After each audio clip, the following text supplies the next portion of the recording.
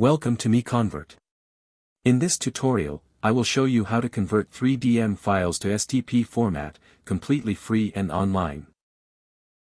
Open your browser and search for 3 decimeters to STP MiConvert.com.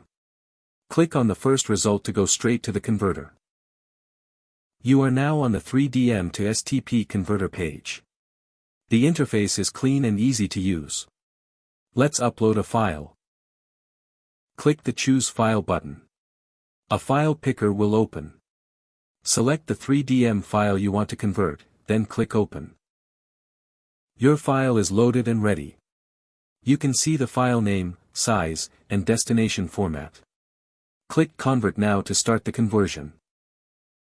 The conversion is in progress. You can see the progress bar moving. This usually takes just a few seconds. Done. Your file has been successfully converted. Click Download to save the STP file to your computer. That's it.